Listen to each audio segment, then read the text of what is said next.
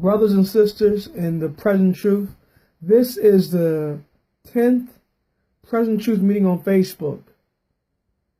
Beloved, this is taken from the book Reaping the Whirlwind. Again, that's Reaping the Whirlwind by Joe Cruz. Joe Cruz started the ministry called Amazing Facts, a school I finished my Bible training at. I finished a training in Amazing Facts in the Bible instructorship there. And this is a statement that he wrote about these last day preachers that give the final message to the world. He says in the third paragraph, the chapter called The Time for the Straight Testimony, chapter 10, he says, in this fearful time, just before Christ is to come, the second time, God's faithful preachers will have to bear a still more pointed testimony than was borne by John the Baptist. A responsible, important work is before them, and those who speak smooth things God will not acknowledge as his shepherds. A fearful woe is upon them. Also, beloved, he says, will the religious leaders of today feel any better about being corrected than those in John's day? Surely we can expect the same outrage to be expressed by those who are settled in the comfortable, self-righteous mode of Laodicea.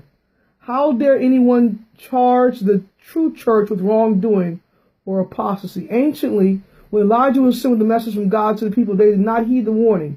They thought him unnecessarily severe. They even thought that he must have lost his senses because he denounced them, the favorite people of God, as sinners, and their crimes are so aggravated that the judgments of God would awaken against them. Satan and his hosts have ever been arrayed against those who bear the message of warning and who reprove sins.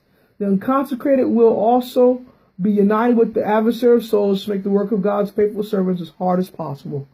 That's Testimony, Volume 3, page 261. Also, he put in these days, separation testing, the spirit of fear must not mold the ministry of responsible pastors and leaders. It is no kindness to comfort those who are asleep in Zion. We may be inclined like Eli to be very gentle and loving, but don't ever forget how that lack of firmness led to Eli's rejection. Much good can be said about the man, but he was too fearful of taking a strong, uncompromising public stand against sin.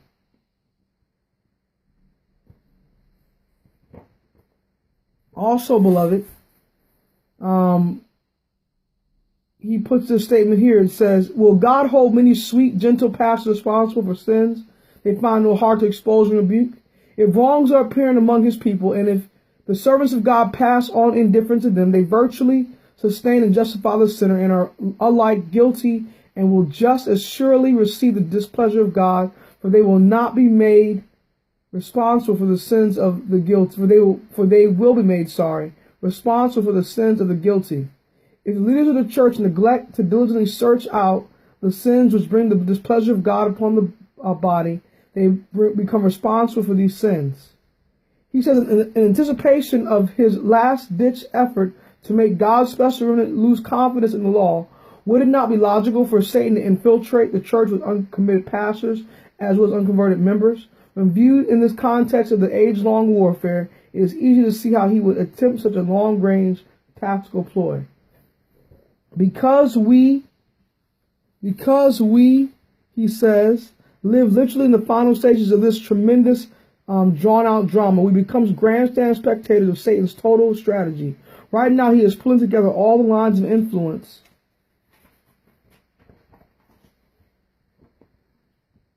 which he has manipulated to weaken the commandment keepers.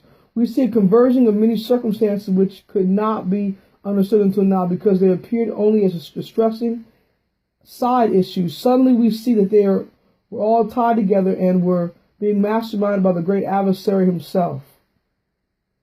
And then also right here, Joe Cruz says, look once more at the amazing order which the jigsaw puzzle begins to reveal. The isolated developments within the church are seen to be small portions of a great pattern which is now approaching completion.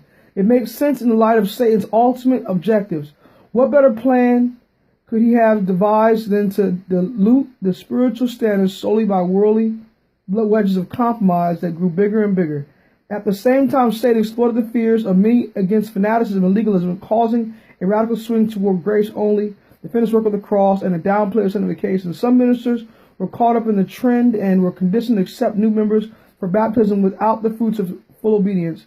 Under the influence of these unconverted ones and a worldly-oriented membership, the church was not prepared to cope with the explosive impact of the new theology, especially since it filtered through the weekly sermons of numerous young advocates of the divergent views. Now, brothers and sisters, the new theology teaches, I learned it while here at Oak University, it teaches that Jesus Christ, the atonement, all the work that he did, ended on the cross, when he died on the cross back in AD 31.